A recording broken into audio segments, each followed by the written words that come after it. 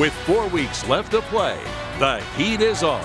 After a bumpy start, have the Florida Tuskers found their footing? If we want to play the 9th game, we have to take care of the 5th game at home. And after last week's loss at home, how do the Sacramento Mountain Lions turn their ship around? They want to get a win, and we're thinking about building on our season. Player safety has become a hot-button issue this past week. But are serious injuries really more prevalent now than in years past? Plus, some young fans get a visit they'll never forget.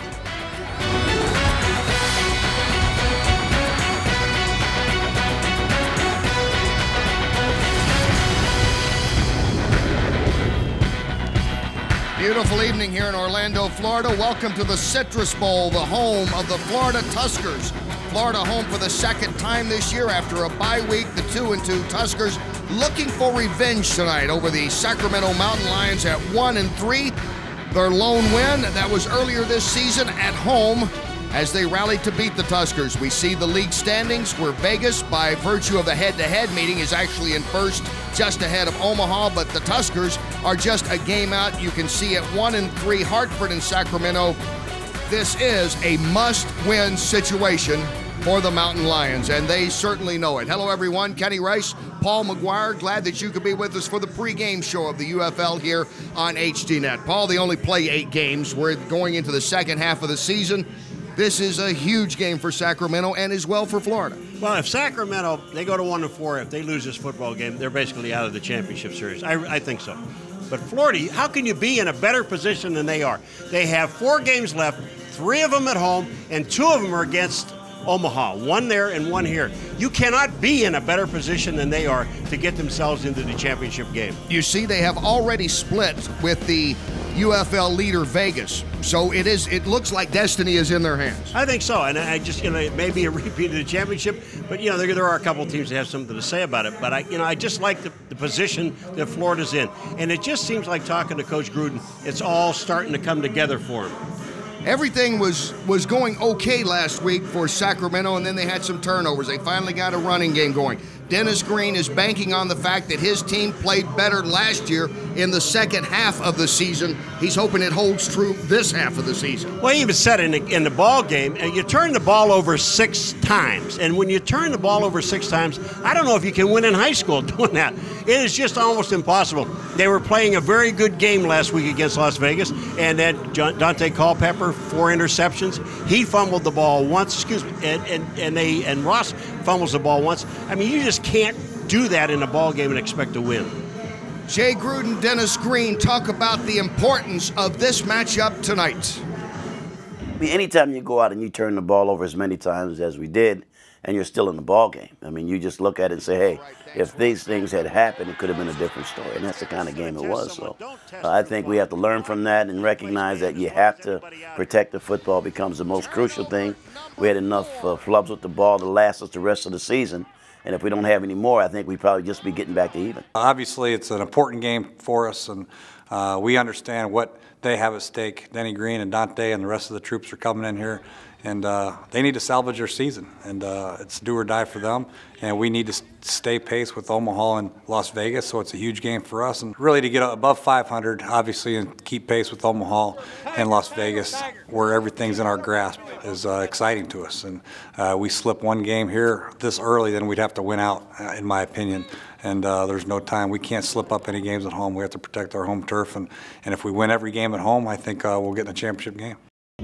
You know, one thing that's easy to do the math on, you play an 8-game season, you're at the halfway mark, and you kind of see a 1-3 and a 2-2. As we heard from Gruden and Green, it doesn't take a genius to figure this out. Both teams really need to win, particularly Sacramento tonight. And you have to protect the ball. You know, Sacramento, the only advantage I think that they have tonight, they've already beaten Florida. Okay? That's the only advantage they have. I don't think they're a better football team, but they have to play mistake-free football. If they don't do that, they don't have any chance at all. Interesting, the best game of the year, Sacramento rallied with 17 fourth-quarter points to beat Florida. Last week against Vegas, they had their worst game.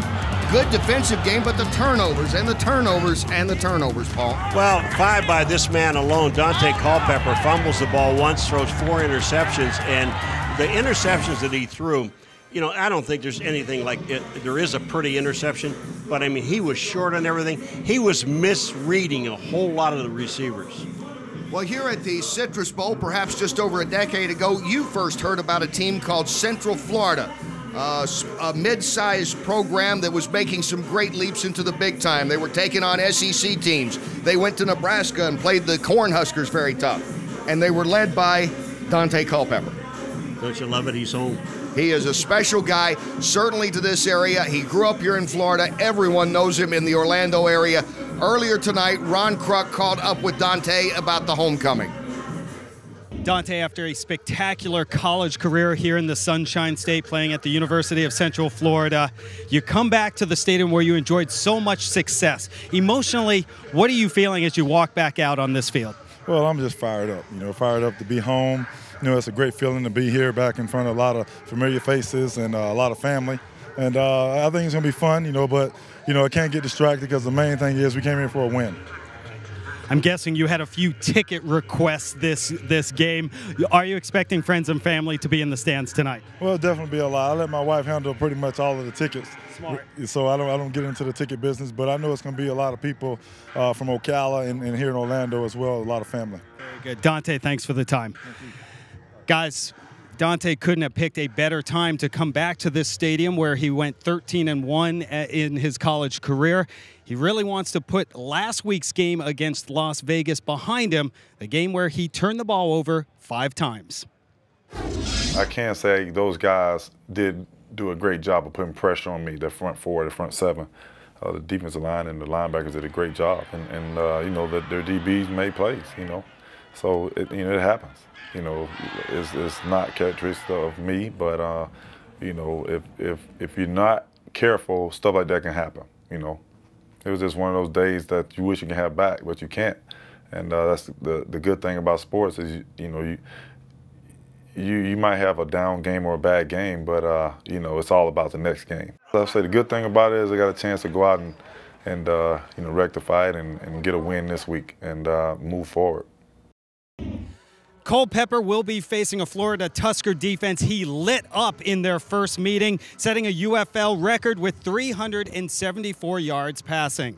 The Tuskers have a couple of threats on offense as well. For more on that, we go to the opposite sidelines and Paul Crane. Hey, Paul. Hey, Ron, thank you very much. These teams met back in week 2 in Sacramento, where the Tuskers let a 10-point fourth-quarter lead get away as the Mountain Lions came from behind to win 24-20. For Florida quarterback Brooks Bollinger, who went through an undefeated regular season here a year ago, and newcomer Dominic Rhodes, whose Super Bowl winning performance for the Colts a couple of years ago proves how much he knows about winning, tonight's game is critical.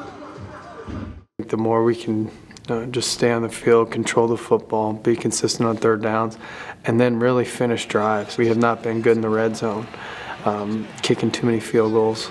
If you're here, you're obviously here because you want to get an opportunity to get to the next level. So in order to do that, you have to shine. And in order to shine, you have to make plays. And that's what we need to do, all of us, collectively as a team.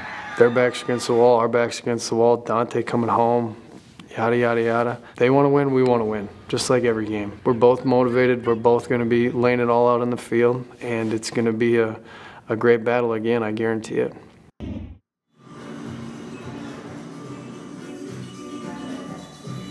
All right.